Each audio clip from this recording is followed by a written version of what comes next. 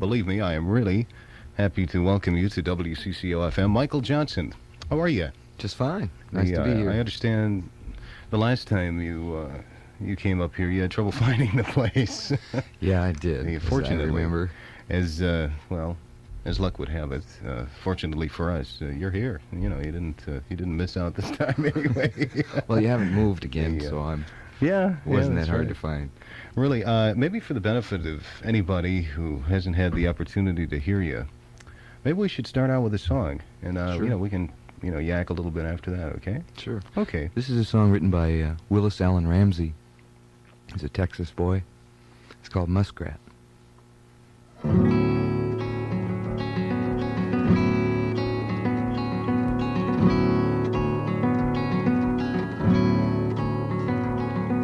Muskrat, muskrat, candy lights, doing the town in, doing it right in the evening.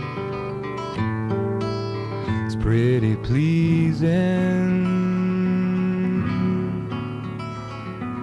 Muskrat Susie, Muskrat Sam, do the jitterbug out in Muskrat Land. Watch 'em shimmy. Sam is so skinny, and they whirl and they twirl and they tango, singing and jinging the jangle, floating like the heavens above. Must be muskrat love. Nibbling on bacon, chewing on cheese, Sammy says to Susie, honey, would you please be my missus? She says yes with her kisses. So he's tickling her fancy, rubbing her toes, muzzle to muzzle now, anything goes, watch 'em wiggle, till she starts to giggle, and they whirl and they twirl and they tango, singing and jinging the jangle, floating like the heavens above. Must be muskrat love.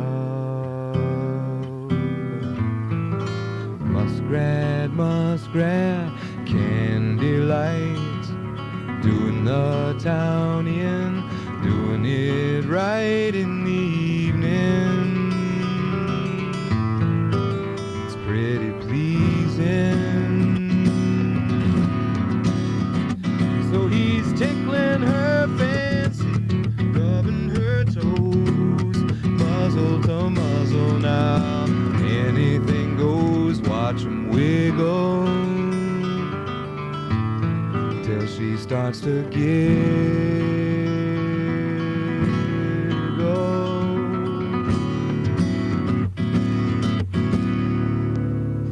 Incredible. That is really beautiful. You know, I've heard that particular song maybe a couple times, but I don't think I've ever heard it better than that. Really, Mike. I mean that sincerely. That's beautiful. You know, how do you? I, in my own little inimitable style, from time to time pick up my guitar at home, and I try and do something like that, but it never comes out nearly anywhere near anything like that. Is it taking you a long time, a lot of practice to? I guess that's kind of a silly question. It's almost rhetorical. Well, I don't know. In a way, I suppose it takes a lot of time to make it easy. Mm-hmm. You know, if it were hard, I wouldn't be able to do it. I guess maybe one of the other things that strikes me is you're so relaxed and easy. You know, you just sit down and you play, and frequently you'll find people are a little uptight, especially when they're on the air, on the radio. doing a live performance as we are this evening. But you just sat down and really, Well. you must really enjoy it. I mean, you look Oh like yeah, I do. But I'm a little uptight too. Are you? gotta You don't admit show that, it. Sure. Well, Yeah. that's good. You It's can see just- me and they can hear me, and if either one of them looks relaxed, that's good. It's That's just fine. beautiful. You have a brother, don't you? That Yeah, a brother Paul, who's well, actually, I've got 3 brothers and a sister, Catholic family. oh, that's And, cool. Oh yes. Mom had a lot of kids. They all had a lot of rhythm. Yeah, right. Well, Paul turned out to be I think the most musical in the family. He's the oldest boy in the family, and he's really a fine songwriter. Good guitar player, and doesn't do it for money. He's not a professional, and he doesn't really perform. They think about it now and then, he and his wife, but it's a labor of love and a hobby for him more than anything else. I think I found that to be true with a number of people that I've talked to that have. We had Peter Lang in last week that had started out. He called himself a closet musician, as he was, and I don't know. Did you start out like that? Well, I had pneumonia, so I was a bedridden musician, and my brother Paul had just been hit by a car, and we had nothing to do, and we weren't the kind of kids who sat around and built model airplanes and stuff. So Dad went out and bought us a $12 harmony guitar, and actually it was a Roy Smeck harmony guitar. It was blue, and it was it was a nice guitar, and we hooked it up. He bought a little pickup and plugged it into the radio so that we could have an amplifier, and we would we taught one another things, and everything we learned was impossible until we learned it, and then yeah, gee, I see that. Well, oh, I didn't mean to interrupt you. Well, I don't. It's just strange when you teach yourself the kind of things you get into, Yeah. because you can play a chord with 4 fingers Mhm. that looks like this. Realize your listeners can't see that, but and one day somebody comes along and says, "Oh, why don't you play it like that?" And you go, "Oh yeah, that works." That's So it's just strange. Real simple mistakes you can make. Yeah, that's kind of Real dumb. Has your brother ever been tempted to play as say following in the wake of your success? Has it tempted him at all to? I know that he's, at least according to a little biographical information that I had received on you and your brother, that you had sort of emulated him for a time, guitar-wise. Oh yeah, I still do, really. We play quite a bit alike. So much so, in fact, that I was in high school when he was in college, and we'd get together during the summers when he'd come home from Michigan. I was living in Denver then. And when he'd come home, we found out that not only did we know the same songs, did we learn the same songs during that 9 months, but they were in the same key and the same arrangements, and we had, we would just sort of fall into song there for a while. So I do play quite a bit of his music still, and he's wanted to off and on get back into it. He and his wife Amy put out an album. Well, they made one. They didn't put it out. They made one in London, and they lived over there for a year. And I think they got a little bit tired of the business, quite honestly. Well, I don't want to run off too much in a tangent talking about your brother. I mean, this is, after all, your show. I'll talk about So my brother. what- That's okay. What else would you like to do for us? Well, since we've been talking about them, let me play a song that Amy Johnson wrote. And it has a bit to do with the subject of what we've been talking about, too. Alrighty. It's called The Glory.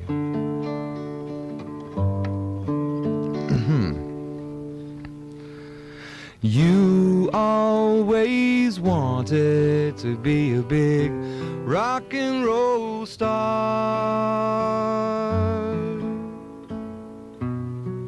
Now you are. You worked so hard and you dreamed so long. You sang your song. People are coming at you from everywhere. Some are touching and others stare. And it all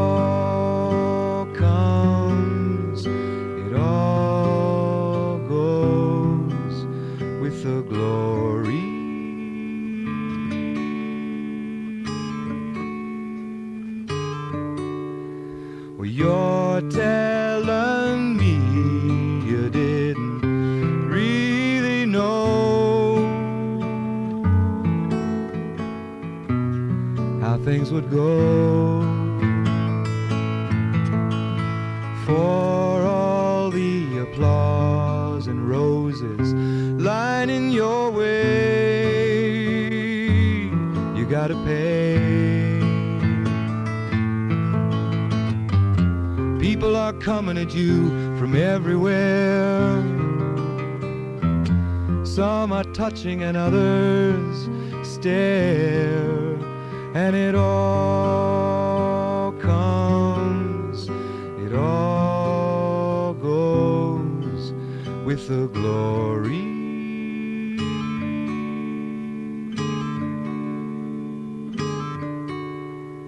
Bitterly you cry about the money machine,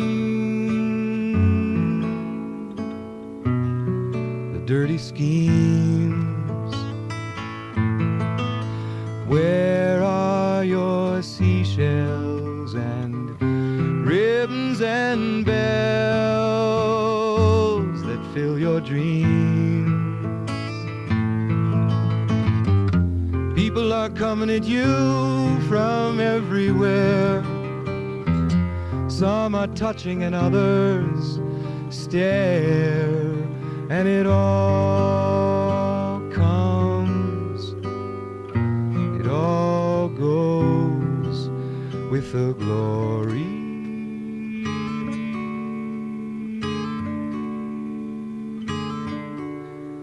Well, now's not the time for you to cry and moan.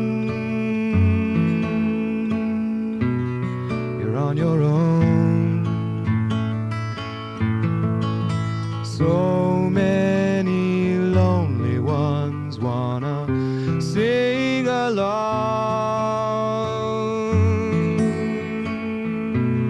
They need your song. People are coming at you from everywhere. Some are touching and others stare, and it all comes, it all goes, it all comes, it all goes, it all comes, it all goes with the glory.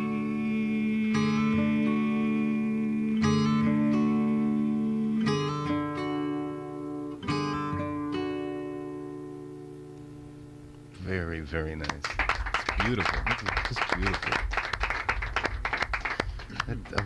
When I hear that just mesmerizes me. That's just beautiful. Really, Mike. That's beautiful. We talked a little bit about how you got your start as far as learning how to play the guitar. You were sick.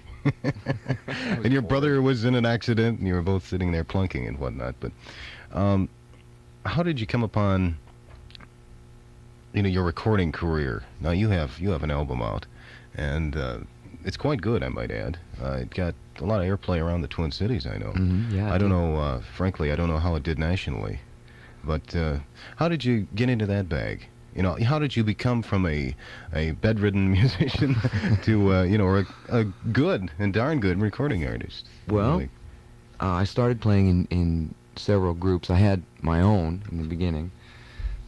We were called the Blue Jays for a while, and then the Saints, and then the King's Men, and we played out of books called combo work books, which are sort of diluted versions of big band arrangements put into four pieces. And I don't know. For a while, I was in a group. It was my group too, but it was called Jerry Fannensteel and the Tempests, because we thought Fannensteel is a cool name. Yeah, right. We thought Jerry had it. So from there, I careened on to other things. No, I studied classical guitar for about a year in Barcelona, and sort of cleaned up my act a little bit, and came back, and I don't know, I guess I wound up auditioning for Randy Sparks, the Christy Minstrel's Back Porch Majority founding father of American riverboat folklore. Oh, yeah. And I put on a blue blazer with a coat of arms on the Oh, top. yeah, you had to have one of those. Yeah, and the girls That's, wore crinolines, and, you know, it was, and the we sang about button-down Mark collars. Twain. Of course, they're back to it, shouldn't I? Well, sure. And I did that for a while, and actually, the way I got to recording, we had to look. We tried for 4 years to find a label, and it would turn out it was possible to make a record, but I don't know, something just wasn't right about it. And I wound up through meeting Peter Yarrow of Peter, Paul and Mary.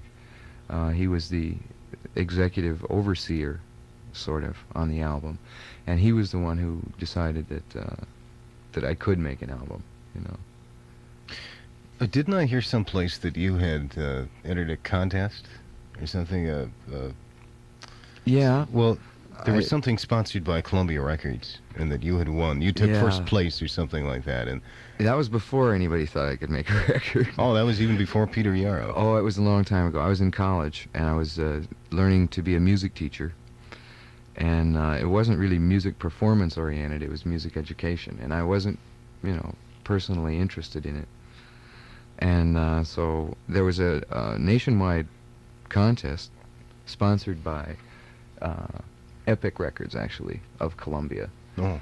And they had little intercollegiate contests, and then the finalists went to Chicago and stayed at the Y and did their thing. So that worked out fine. I was lucky enough to win it, and the first prize was a recording contract to do a single for Epic Records, which I did, and the song was called Hills. I wrote it when I was 15, and it... Do you ever do it? Oh, no. It's just terrible. I couldn't coerce you to... Oh, no. Okay. Right. Well, I had to ask. Well, it sold 23 copies, and I got a royalty check for 11 cents from them, which I still have, and I get a note from them, once a year now. Please cash your check so we can straighten our books out.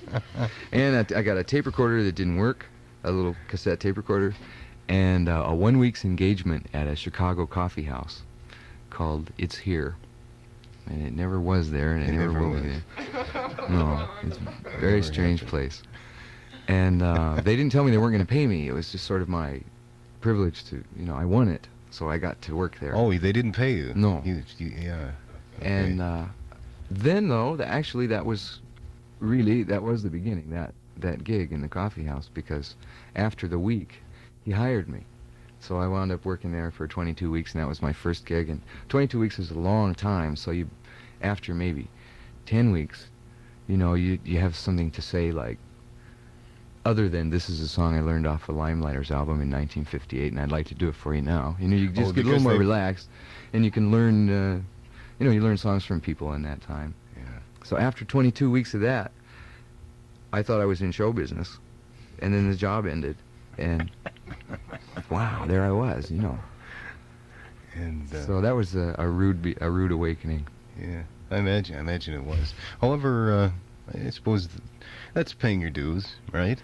I mean, you must have learned a lot during those 22 weeks too, as far as performing in front of people and whatnot. I think I learned the easiest way. I think that's what you have to find out first is, and when you don't have very much at your command and you've got to pull it off, you just find a way to do it. And once you have that, at least you have that, then maybe you can learn something. Just out of curiosity, I suppose it's for whatever it's worth. Do you think you would have pursued it had you not won that contest? Yeah, I think so. I was playing. I dropped out of school in the middle of finals and everything else, so I had no choice. I see. That was. Yeah. Well, let's hear another tune. Okay, let me see here. What'd you like to play? Okay, this is a song that I wrote after. I don't write very many songs, so I was trying to be sure to play one here.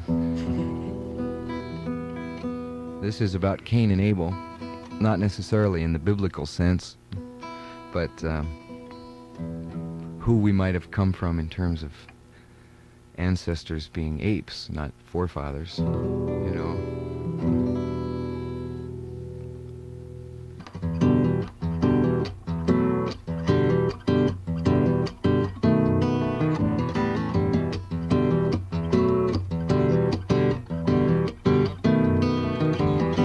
Half of my blood is Cain's blood, half of my blood is Abel. Half of me waits for freedom, half of me looks for trouble.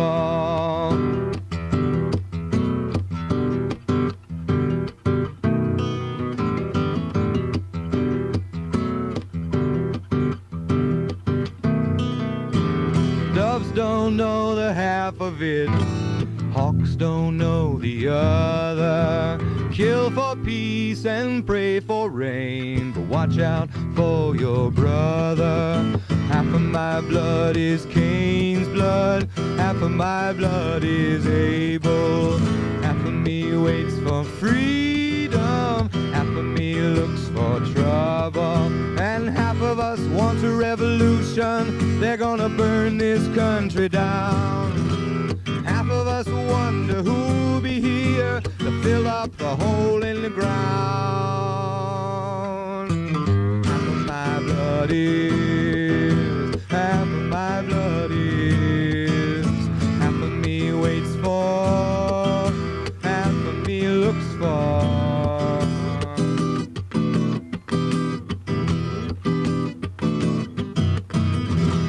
Doves don't know the half of it, hawks don't know the other. Kill for peace and pray for rain, but watch out for your brother. Half of us want a revolution, they're gonna burn this country down. Half of us wonder who'll be here to fill up the hole in the ground. Half of my blood is, half of my blood is, half of me waits for, half of me looks for, half of me waits for, half of me looks for, half of me waits for, half of me looks for, half of me waits for, half of me looks for trouble.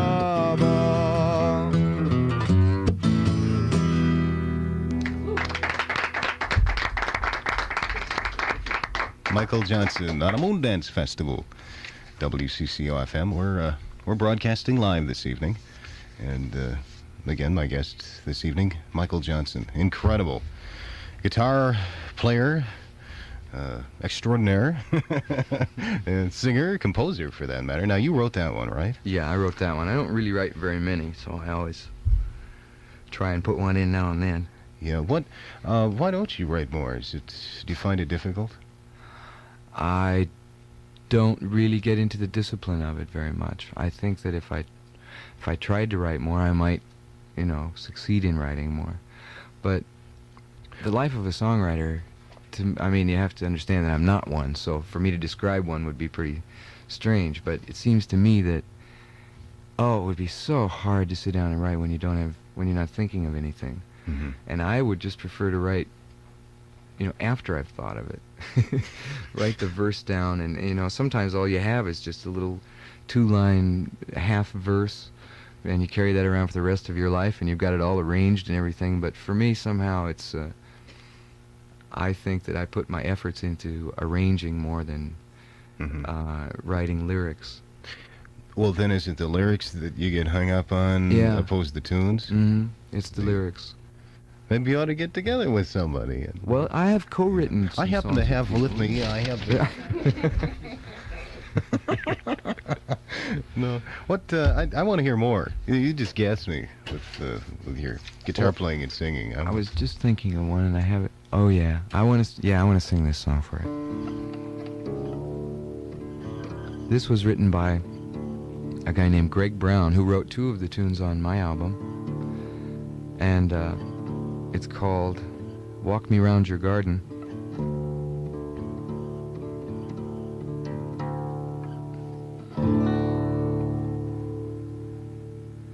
For all you mad musicians, when your dreams of fortune melt, for all the crazy artists locked up painting for themselves, for all dancers in their motion sickness hell. Well, I hope that it goes well, and I hope somehow you sell to someone sometime. And you're all dressed up like paradise, but when it's goodbye to the crowd, won't you walk me round your garden before your sun goes down?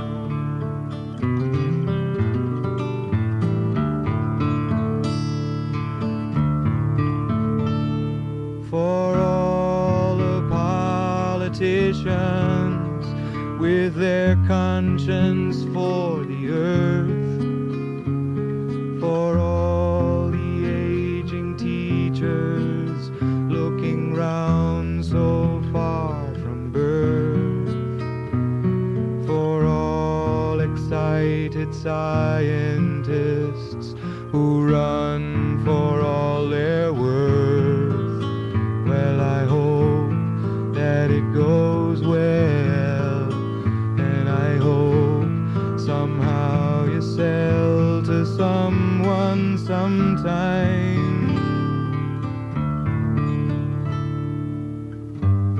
And you're all dressed up like paradise, but when it's goodbye to the crowd, won't you walk me round your garden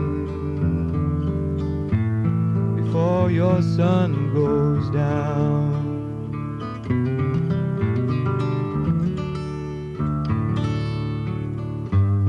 And you're all dressed up like paradise, but when it's goodbye to the crowd, won't you walk me round your garden before your sun goes down?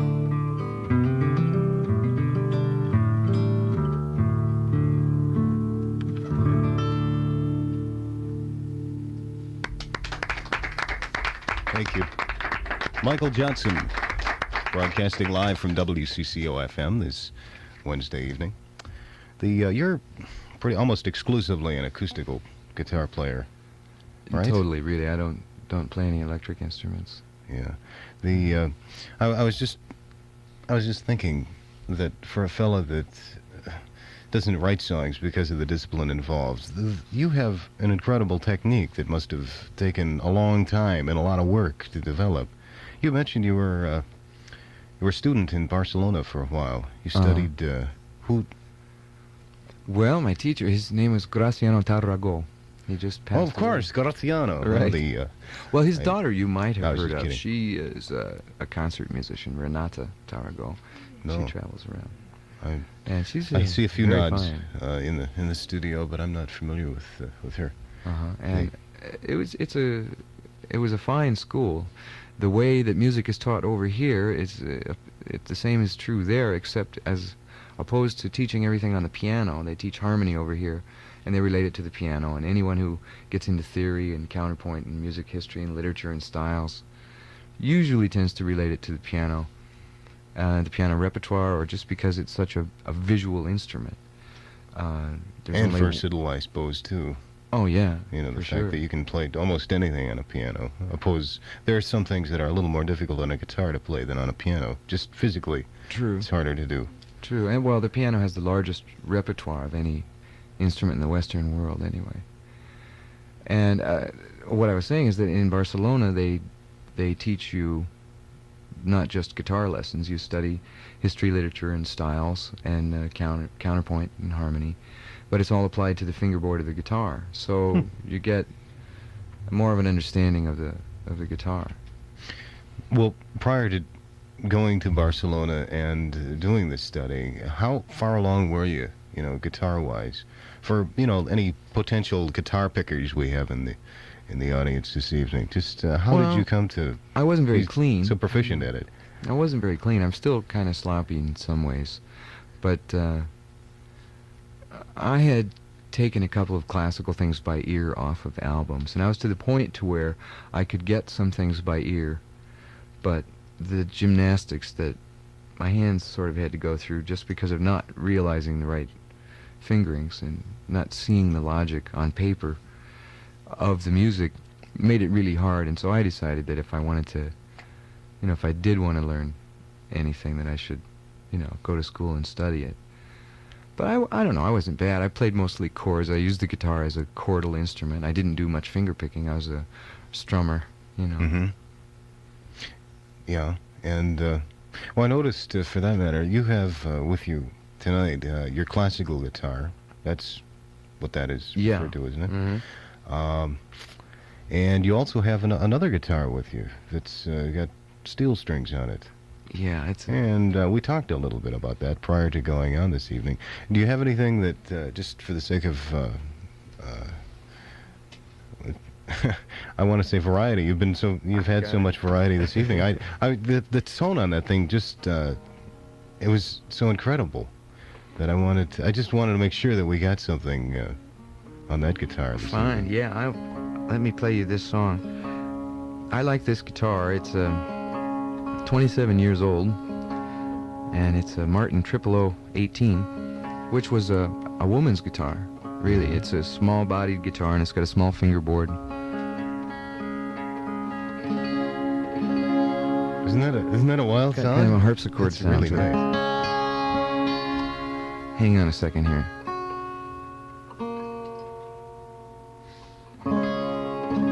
Well, this is a song written by my good friend and neighbor, Mark Henley.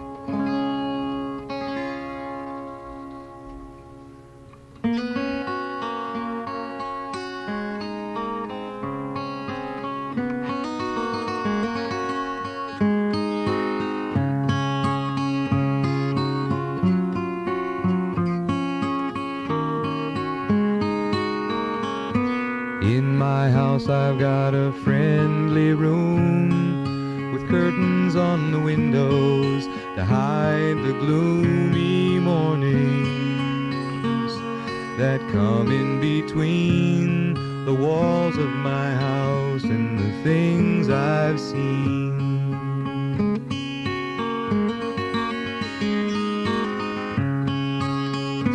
Down to downtown you can be sure your smile will be met with eyes to the floor, and maybe they'll look through you and out to the window, see if day is through.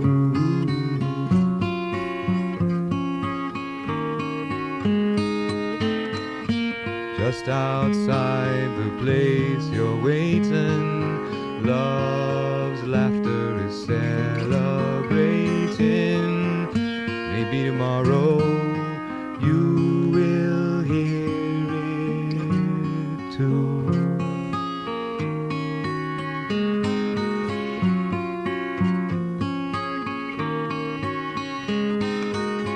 Follow the echo as it passes you, then run with a feeling, it's so easy to do.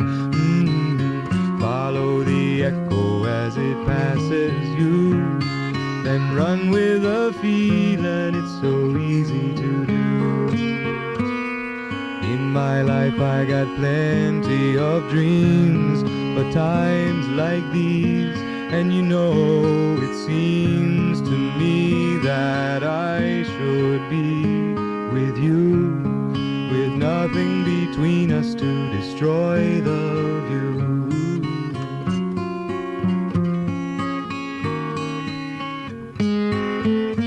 Just outside the place you're waiting, love's laughter is celebrating. Maybe tomorrow you will find it too. Follow the echo as it passes you, then run with a feeling, it's so easy to do. Both of you follow the echo as it passes you. Then run with a feeling it's so easy to do.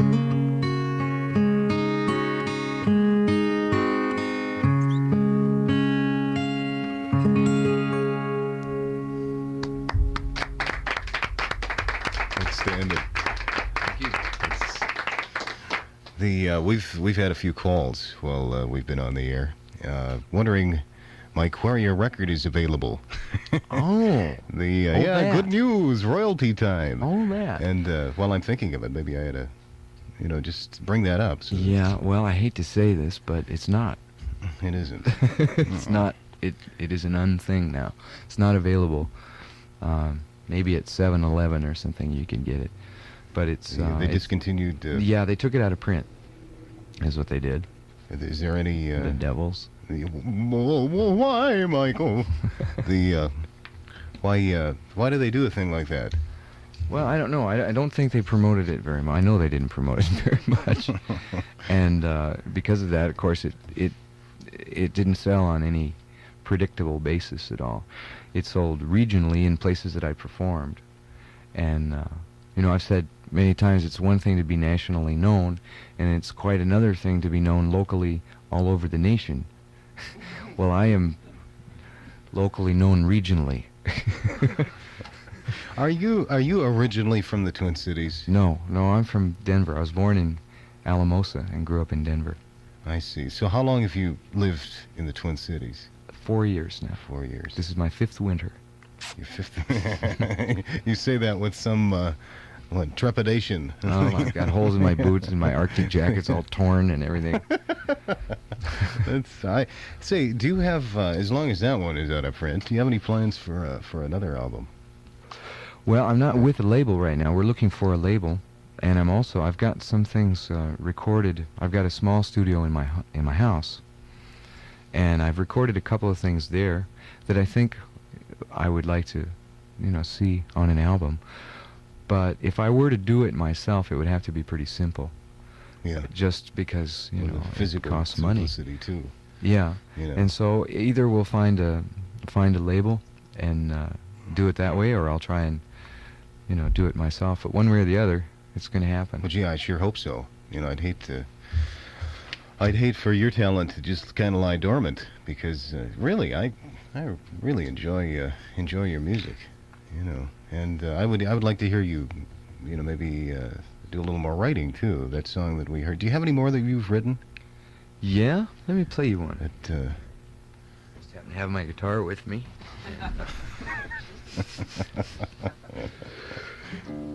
How many songs altogether have you written? That I can live with, you mean? Well, yeah, outside of the hills or whatever that one was. Yeah. That, well, I've written maybe 10 songs that I can, call your sing own. for people. Yeah. What's this one called? This one is called "To Feel a Friend." During old social protest days.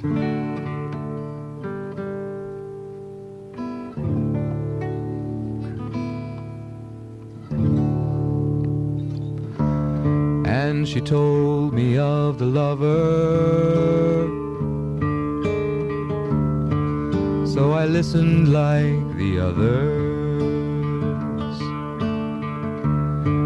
And the weather had the mood, but I'd never understood to feel a friend. And then the sky got mixed up with the bedroom, and the children and the sun got mixed up with the tree in the window. And the day would scream a song you'd have to hear. It was so easy. So be still, because the morning is a good one. People never learn to love in millions. They just love their mothers and send their sons to war to kill the millions.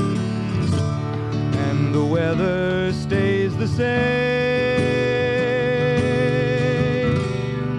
and they never understand to feel a friend. And then the sky gets mixed up with the bedroom, and the children and the sun gets mixed up with the tree in the window, and the day would scream a song you'd have to hear. It was so easy. So be still, because the morning is a good one. And we will still be here, and you will still be near me when I'm gone.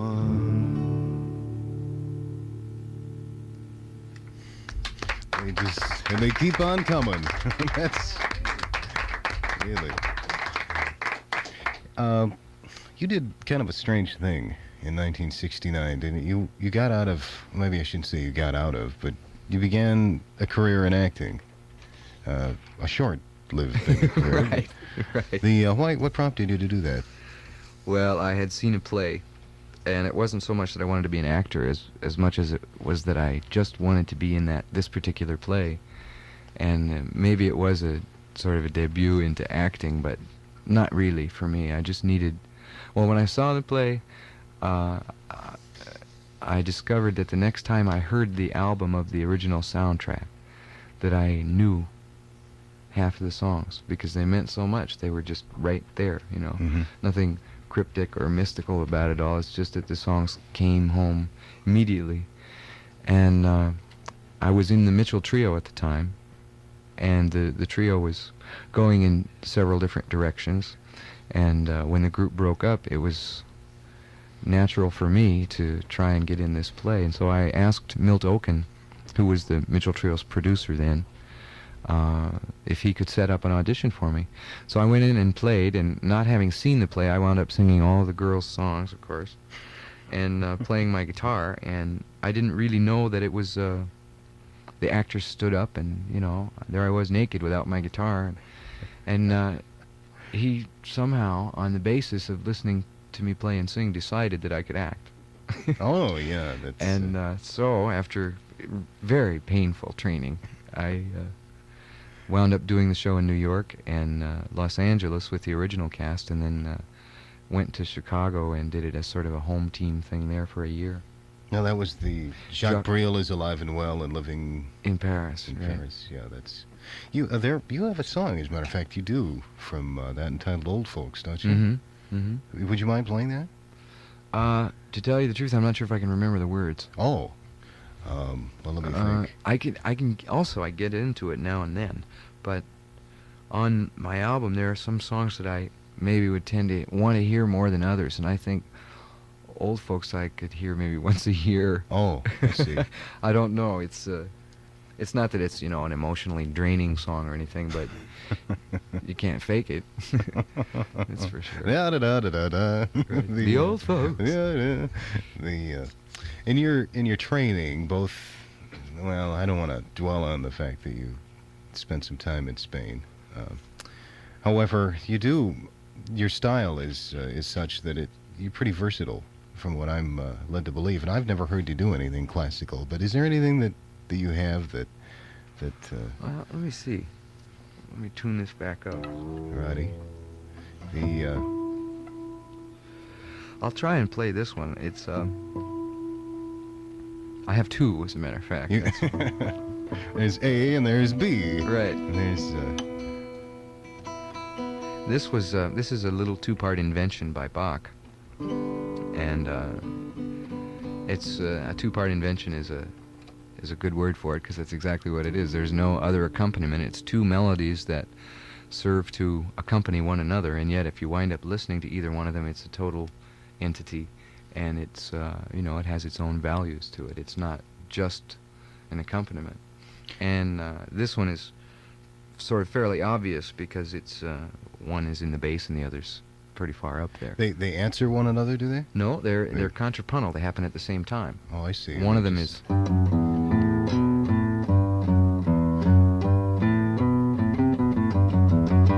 And the other one is, you may have heard, okay. Well, I think We I've did heard it. some choir things that were arranged for two choir. You know, that would they did.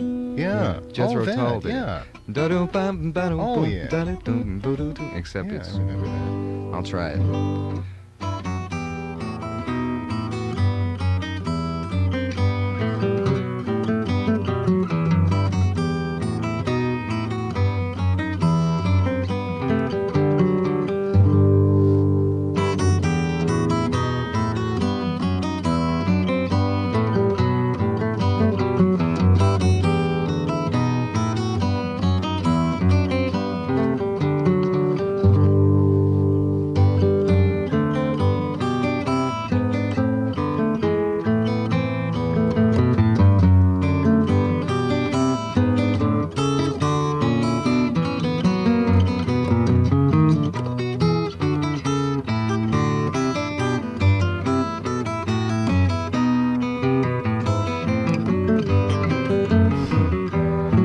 Edited for television.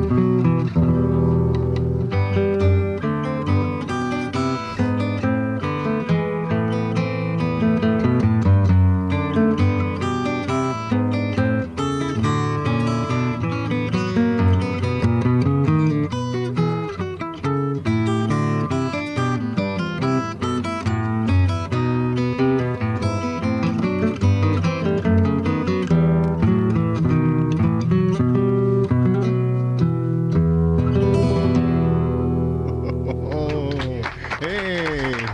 Do you have your fingers insured? Wow. Minus the clams, there it was. That's got to be a little confusing. Do you do that by rote, or can you read like that?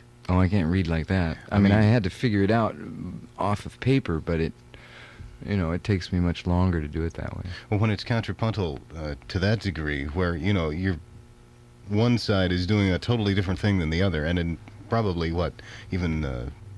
syncopated time. Yeah. It's got to be pretty confusing to your fingers. You want them to do one thing, and the song is going someplace else. It can be strange, but if you really listen to it, it's not related to the way your hand feels when you play it. Hands weren't really made to play guitar, I don't think. I mean, some of them are longer and some of them are strange, and you have this funny appendage called a thumb, which, it's not too regulated. If you were meant to play guitar, you would have been born with finger picks on That's the end of right. it. That's right. But the true classical guitar player would roll over in his grave hearing my rendition of that, I think, if he were dead, that is. Right. And he would, because it's not so much being able to do it as much as it is putting independent feeling into both of those melodies. Mhm. And that's just two. I mean, if you were to play a fugue, and if you were really a lover of fugues, you could discern between Glenn Gould and someone else by saying, yeah, he's playing all four of those with feeling, and he's thinking in all four of those directions. And that's amazing to me. That's what you accomplished is amazing to me. That really sounded good. We're running a little short of time here on a Moondance Festival with Michael Johnson, our guest this evening, live from WCCO-FM. In an effort to get as much in as we can, do you have something else you can play for us? Yes, I happen to have one with me here. I want to do this song. I have to say this. I want to do the song for Cindy Martin. No, you can't say that. I'm sorry. She's written more letters to me than anybody in the whole world. And in a letter that Sold she me wrote my me, first set of guitar strings. the last letter she wrote, she said she had invested $84 in communicating with me in stamps and stationery. And it's true. It's really true. And I think it's great. This is a song, it's called Cody, and I don't know who wrote it. John Stewart from the Kingston Trio did it. It was one of their earlier. Actually, I think it was his album. It was after he left the group. Anyway, I don't know if it's Jack Kerouac's Cody or someone else's Cody, but here it is. Listening, Cindy?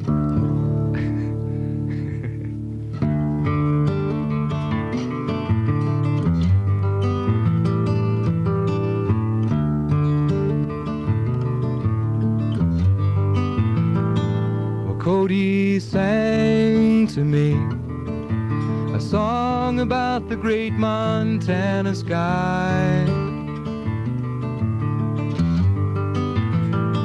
Well, Cody sang to me, and I could see Montana in his eye.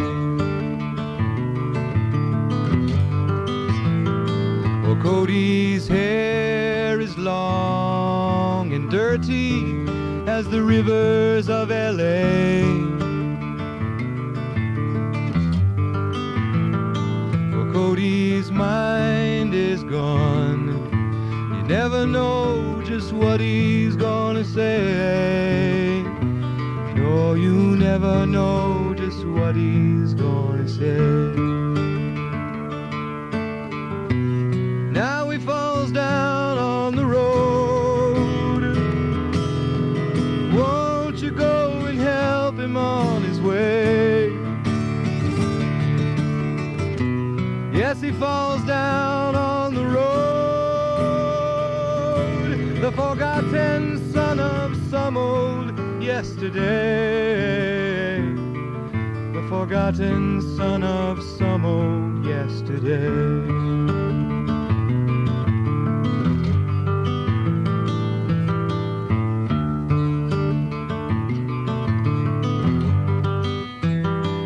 Cody starts to tell of how he led the wagons to the sea.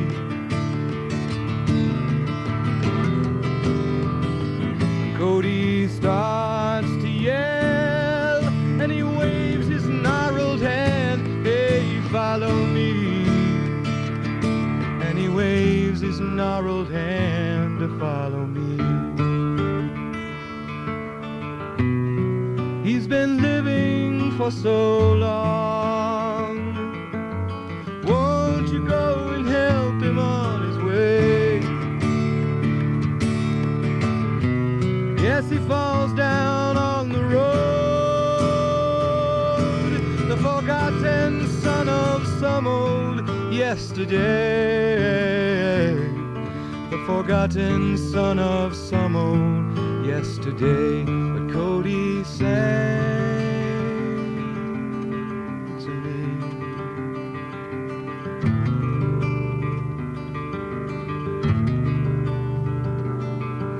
And I could see Montana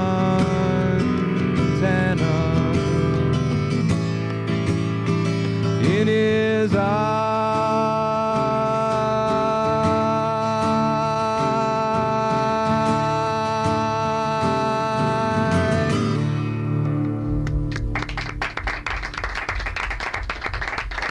Thank you, Mike. 3 minutes before 11 o'clock, I'm Greg Gears, my guest this evening for our Moondance Festival, live in concert, Michael Johnson. Just an incredible job you're doing, too, Mike. Thank you. Before we leave, I'd like to know if you're playing anywhere currently. No, I just finished a couple of dates in Southern Illinois, and I was just in Brookings. I did a concert with Bill Cosby there, which was just great. He's great to work for and with, and That must have been a kick, yeah. yeah, opening the show for him is just really a treat. Yeah, I can imagine. Yeah. Do you have, what are your plans? Well, I want to finish an album. I want to start an album, and I want to get one out. This winter I'm going to be skiing, which is really sort of new to me, and we're going to try and incorporate it with working up in the hills. Being from Colorado and never having been to Aspen and never having really skied is pretty tough on one after a while. So I'm going to go and try and do it, and come back in February, late January maybe, and do some more shows. Yeah, well, the best of luck to you, and we'll look forward to seeing you again. Like, good luck on the album. I might mention. Happy Thanksgiving. I just have to get that in so I don't forget. And we'll be seeing you hopefully again in the near future, and hopefully again as soon as your album is released. I'd really like to see that. And if there's anything I can do, you know. You can play it. You know. Well, Well, anything but that. No, really. Yeah, I'd be more than happy to. If you have one last song that we can maybe do. Sure. Well, I put my little capo on here. Sometimes referred to as a cheater. Yes. Unless you're the one that's using it. Right. And then it's a capo. Well, classical guitarists really frown on these things, and jazz guitarists really frown on them too, but flamenco guitarists use them all the time. And folk guitarists stand next to the flamenco guitarists and frown back at the classical guitarists. Well, there's some tones that you can achieve with those, I imagine, that are impossible without them. Yeah, that's true. Well, what you do is you just shorten the neck of the guitar, and the open strings are louder. So you've got that advantage. A good friend of mine wrote this song. His name is Ted Sherman, and he had a coat named Herbert that was stolen from him, and it was very important to him because it was very cold outside, and his car was not working, and his boots were all worn out, and he's the kind of person who really gets into, necessities are really luxuries when you think about them, I don't know how that's possible, but anyway, I'm going to sing his song. For Herbert. Exactly.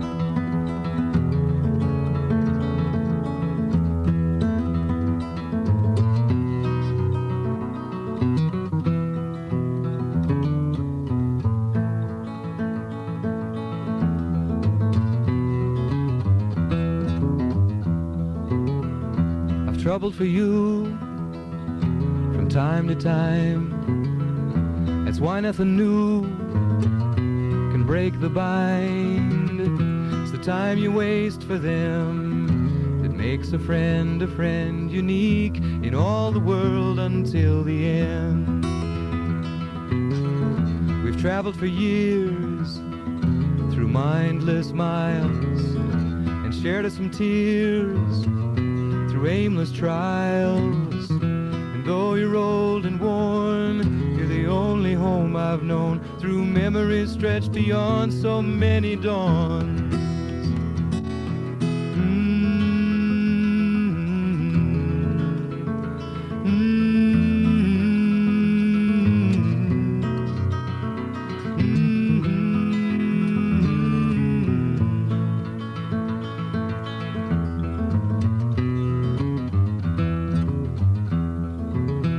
Find it hard to believe that time brings change. Now all of my friends are broken with age, but what's essential you cannot see. I'm responsible for my friends and they for me. Oh, trouble for you from time to time. It's why nothing new break the bind. It's the time you waste for them that makes a friend unique in all the world until the end. Unique in all the world until the end.